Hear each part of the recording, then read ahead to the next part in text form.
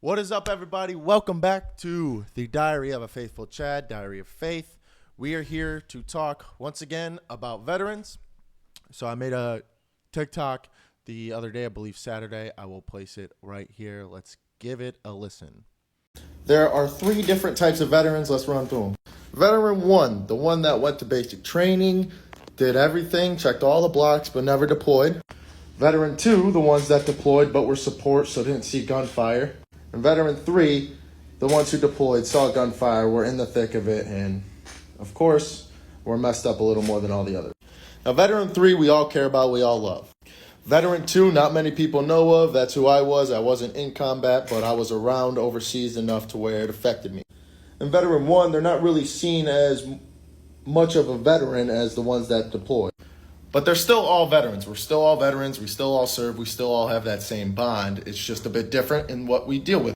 And all of us veterans have stuff that we have to deal with, but there's different levels, of course. However, we all went to basic training, and to me, I believe that is enough to mess up your head enough to where you have to deal with stuff when you get out. Check out my podcast. It's for veterans. Help us out. All right, so I wanted to go a little more in depth because this actually got a decent amount of likes. Views, whatever. 60 likes to me is pretty big, not gonna lie. Looking forward to looking back on this video a couple years from now when 60 likes or whatever. But anyways, it got enough attention to where I wanted to kind of go in more depth to this. So just gonna cover the three veterans, gonna cover the mentality behind the veteran, mentality behind basic training, how it shapes somebody and all that good stuff. Of course, leave a comment, subscribe, like, all that fun stuff. If you are a veteran, check out my channel a little further. There is a podcast there called Saving 22 that is tailored towards veterans that are in a little suicidal ideation and thought pattern. And that's my life's goal, is to help you and provide purpose to those who are suffering with that. So without further ado, let's get right into it. So Veteran 1, as I said, is just a veteran that went to basic training. Many people think that's, especially in the Army too, many people think that that's nothing. Going to basic training is the first step, so who cares? Everybody does it, you know. But about 1% of the American population goes into the Army or the military. So really only 1% of people are going through basic training. And for those who don't really know, here is what basic training is like. I hopped on we'll say a big van, fit about 12 people. 12 of us drove from Florida to South Carolina. They dropped me off, 8-10 hour drive, dropped me off. And right when I get there, I step down. Somebody's on the wrong, we got to step on this yellow line or something. Someone's on it and they're already yelling. Immediately, dude. I'm 19, other people 18, 17 even. Yelling right away.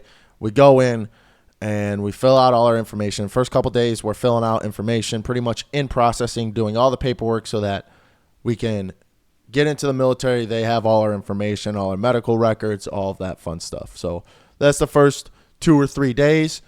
You are sleeping in a huge bay full of bunk beds with about 100 people, maybe more. And each day you're waking up and you're sitting in line, you're sitting down, you're waiting. You're pretty much waiting all day long. And you're doing whatever they need you to get done. If it takes 24 hours and you're up for 24 hours just so they can get a piece of paper that says I've never had a cavity, whatever it is, something stupid, you're up 24 hours. There's nothing you can do about it. You got to wake up again tomorrow at 7, 6, 5, whatever it was. After that, you go straight from there. You go to the basic training location, your quarters, where you're going to be doing all of basic training. So this is a separate compound. You go there and the setup is 4 platoons. You get in your platoon. Basically, when you arrive, you have all your stuff. It's all sitting on you on the bus. Now you are on a bus. It's all sitting on you on the bus. You show up, and immediately, like the movies, this is the true part of the movies, they do start yelling, start screaming, and all that fun stuff. I remember we had one day. So we get off the bus, and we're going down this hill. It's probably about a quarter mile. They want us to run down the hill with all our stuff, get into line, and then we're already started holding our bags up over our head for minutes and minutes and minutes on end. We're doing push-ups, sit-ups, all the fun stuff. So I remember we had a guy that had, guy or girl, I can't remember, but they had like 4 bags I don't know how they came in here with 4 bags, but they had it. And they grilled them. This part is called Shark Attack. The first day, it's Shark Attack. I don't think it's a thing anymore, but it's basically just pushing your stress limits and yelling in your face. And if you get chosen to be one of the people, there will be about 5-6 drill sergeants that are in your face just yelling at you for really no reason. It's just to shock you and wake you up to the fact that you're here. So you've already gotten all your uniforms, you've gotten your boots. That's what that first previous location was for, and you gotten your head shaven. And I remember when I first was going into the Army, my uncle, who was in the Navy, calls me and says, hey, just so you know, their purpose is to tear you completely down so that everybody is the same, so we're all on the same page and they can train everybody in the same manner. Because if I'm looking this way, this guy's looking this way, there's no uniformity. They need us all looking the same. If you had glasses, you got these stupid, ugly sports goggles with glasses inserts. It was the ugliest thing ever. But the whole point of the uniform is to make sure nobody is attracted to one another. So you're in this ugly uniform, ugly PTs, whatever it is. That's the whole point. I don't know why I added that. I just did. So you go through the Shark Attack. Everybody's yelling at you. And for about, I believe it was 10 weeks. I honestly can't really remember anymore. 10 weeks you're running through curriculum. The first phase is red, white, and then I want to say it is blue. I'm not really sure.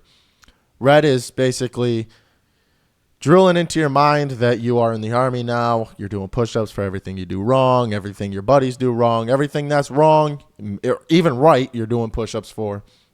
Waking up early at 5 a.m., brushing teeth, everything, and there's no opportunity to sleep in. When it's time to wake up, the lights all come on, everybody's moving around, drill sergeants yelling, all that fun stuff. Brush your teeth, shave, get into uniform, make your bed, go downstairs, and now you're doing PT till 7:30. Get done, shower. You got 10, 15 minutes to shower and change, go eat breakfast, then you go into training, whatever you were going to train that day. That's kind of the layout for it. Then you train, and then you end up eating lunch. And then if you're not in the compound to eat lunch, you're out doing an activity, shooting, whatever it may be. You eat MREs, which is basically, it's a meals ready to eat. It's garbage food. It's food designed to last forever. I still have a box of it from years and years ago. It's designed to last forever. It's designed for a military person to eat the essentials and continue on with their day. After that, you finish whatever you were training for the day. You go home, you eat dinner, and you may have 30 minutes to yourself. Then you go to sleep. And then it's a rinse and repeat for the whole basic training. So for anybody who is 17, 18, 19, 20, 21, really that all the way up to college, really, you're in the mindset. I mean, for me, I was raised in a household where I could kind of do whatever I want. My parents kept me, a good member of society, but I was able to play video games, play hockey, eat whatever I want, do whatever I want, essentially. So for these 10 weeks, I'm not anymore. And it's a shock to most people who join. So this is why I said in that video, that's enough to change your mindset for the rest of your life, good or bad. If you have someone yelling at you that you're a piece of shit, that's going to be stuck in my head, and that's going to change my life. If somebody's just constantly yelling at me and I'm doing something wrong, when really I'm doing right, for however long it takes me to realize that was right, I think I'm wrong, if that makes sense. So I'm doing something right. They scream at me because I'm a piece of garbage, tell me I'm wrong, and now until 26, maybe it's something I recognize now, I realize I'm right, and now it's changed. Now I was wasted those 6 years of thinking I was wrong, and I'm telling myself I'm a piece of garbage. So you're constantly kind of told that you're a piece of garbage, or that you're not worth anything, or you're not going to make it, stuff like that. That's why I say basic training is enough to make a veteran worthy of VA disability or worthy of the veteran status. That's why we're all still put in the same field. And that's why we all understand each other. I went to a veteran hockey thing recently. First time ever going. It's a bunch of veterans playing hockey. And I show up in the locker room, and immediately we all clicked, I'm on the same page as everybody. That does not happen with anybody. There's very, very, very rare circumstances where I will show up to a place with unknown people and we're immediately on the same page, joking immediately about the most horrible stuff. But we're joking, we're immediately on the same page. And that is why there's a little veteran community, because everybody goes through a basic training, a boot camp, whatever it may be. That's veteran one. And veteran one, like I said, they deserve their respect. Because again, 1% of the population joins. Now, veteran two, this is who I was, as I said in the video. Veteran two is the person who deployed but didn't use their gun, really. They didn't have to. I didn't even carry my gun. I'm in this little base, not much defense. I was a special case, but because I was in a little more advanced field, special operations for helicopter maintenance, so I was a little bit, I was not regular Army is what we say. We're not regular big Army. We were not big Army. We didn't do what everybody else did. From my understanding, from my buddies that I know that were in, when you deploy, you're carrying your gun around to meals, to everything. You're in uniform in 100-degree weather. You're lining up for formations every day. You may not be doing much, but you're getting paid and you're listening to them. And you're overseas. For them, it was 9 months to 12 months. I think they stopped that. I think the cap is a year now. It could be 15 months. But yeah, you are overseas, away from your family. You think you're in danger because that's what you've been told the whole time. If you deploy, you're in danger. Deployment equals danger. And you're on edge pretty much the whole time.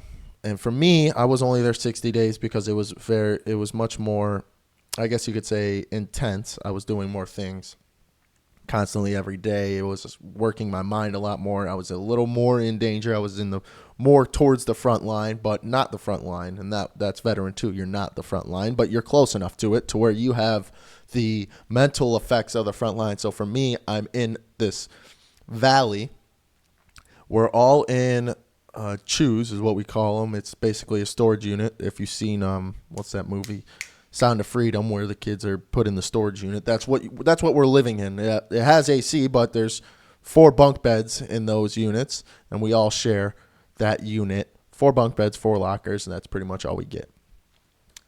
That has a mental effect on the mind much more than people think, and people don't think of these veterans. These are kind of the underground veterans because everyone thinks that if you deploy, you were shooting. The 99% of the population who thinks of deployment, they think, oh, you were over there killing people. You were over there killing goat herders, I think, or sheep herders was the last comment I had. And I wasn't. I was over there helping the elite forces take out the high-value targets.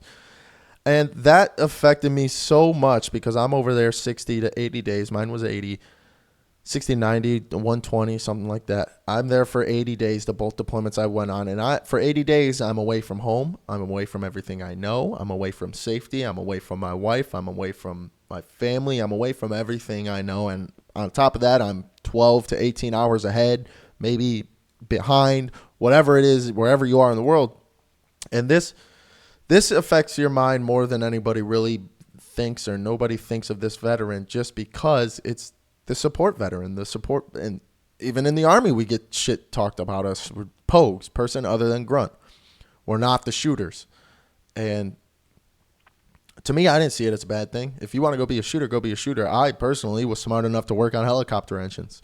So I got lucky enough to work on helicopter engines. That's what happened. And I didn't see gunfire. I heard some gunfire. I heard tests going off. I heard bombs going off. I heard bombs coming in. But I was never on the front line to where I was in that high stress environment of shooting or whatever it may be. Coming home, this is the what did I just say to somebody? It was the equivalent of hearing the fireworks, not being the person to light the fireworks. I didn't see them lit. I didn't see the person buy them. I didn't see the person set them up, light them, shoot them off, and see the whole thing. I was just in the background hearing it. That's essentially what it was. And that affects me a lot, or at least it did, is opening a door could scare me, flinch me. Loud noises flinch me. I don't want to talk to anybody. I think everyone's dangerous. I go to Walmart with my headphones in. Not as much anymore, but I do. Because I don't want to talk to anybody. I think there's a threat everywhere because that's where I was. I was in a situation where there was always a threat. I'm not home. I'm not in my home country. I'm not where I grew up and feel safe.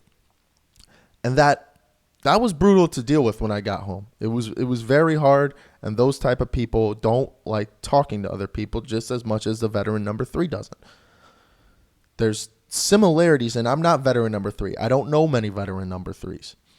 I watch clips. Jocko's one of them. I watch that guy, the guy who killed Bin Laden, on a couple of his podcasts. You know, I've watched enough content to understand them more than the average person because I was overseas. Excuse me. Veteran number 3 was the one that went overseas and was in gunfire. And it could be any amount of gunfire, I believe. Any amount to where you're holding your gun and you have to pull the trigger. If you pulled the trigger, you're veteran number 3 in my eyes. If bullets were near you, if your car got or your vehicle got hit and you were in it, something like that. If you've seen gunfire, experienced any type of gunfire, you had to shoot, you had to get shot at, something like that, you're veteran number 3. And I cannot speak for most veteran number 3s, or really any, because I'm not that type of veteran. I wasn't in the thick of it. But what I do know is that it is haunting. I do know that you relive these moments. I relive the moments where there was blood on the helicopter. I had to clean it up. I relive the moments where I had to wake up at 1 a.m. for an exercise that was fake. They woke us up. Hey, we got to go.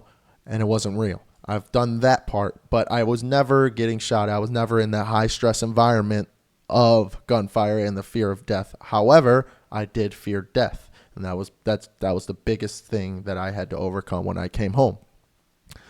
These veterans are definitely more standoffish. There's some that think they're better than other people. There's some that, most of them feel as if it was their job to just go over there, do their job, shoot, come home. That's it. And that's how Navy SEALs get through their life. You think, how does a Navy SEAL live a normal life? It's because they believe it's just their job. That's just what they're good at. It's just like playing hockey, football, basketball for any of these big organizations, NBA, NFL, NHL. That's your job. You wake up, you do that. How do you live a normal life outside of it? You realize that's my job. I have a separate part of my life I got to take care of. It's the same thing. But these veterans have a much harder time coming home. You could think Vietnam veterans. These guys saw the thick of it, and they have a bigger problem with relating to the normal everyday people who may not have feared life or seen gunfire or anything like that. And that leaves them more standoffish. That leaves them with their headphones in. That leaves them, sticking to themselves. And maybe that's not I don't think that's a horrible thing. I like sticking to myself. Other people, my family thinks it may be a horrible thing. My family thinks something's wrong with me when I go away. And my mom has noticed that, Trev gets in these spots where he just disappears for a month, disappears for 2 months, couple weeks. He just doesn't talk to anybody. He is on his own. And I like it that way. It's what I do to kind of get away from the craziness so that I don't have to try to explain what I'm explaining right now to everyday people, because people want to know. People are curious, and people need to know.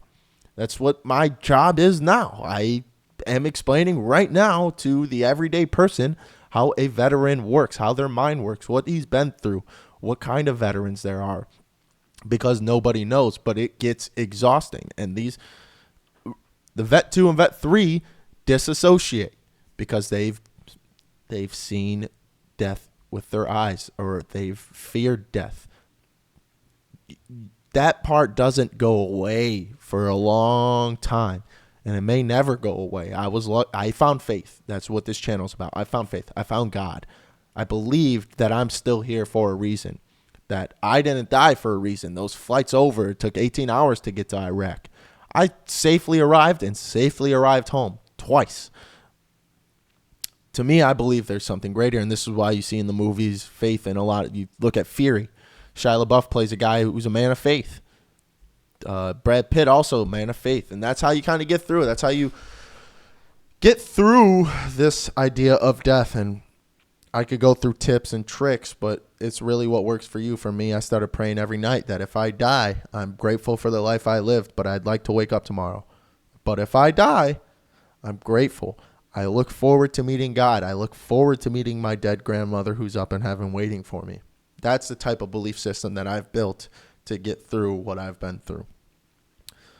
So that's all I got really for today. I kind of want to just keep rambling on, but who knows if anyone will watch it. Actually, whatever. It doesn't really matter. But if you want to hear more, please comment. Again, subscribe, like. You could DM me on Twitter for any of this. I thoroughly enjoy helping people. That's what my life's mission is. I thoroughly enjoy providing any type of information I can to help anybody understand this. That's why I do these these videos. And really, if anybody wants to get together and just talk and just let something out, I'll let something out with you, because let me tell you, I got things to let out. There's people that I can't talk to. This is why veterans get along, because there's people that I can't talk to because they simply do not understand. That's why I'm becoming a veteran therapist, because I currently have one and it's changed my life. Without a veteran therapist, I don't think anyone would understand me. I don't think I would have been able to understand myself enough to explain it to others.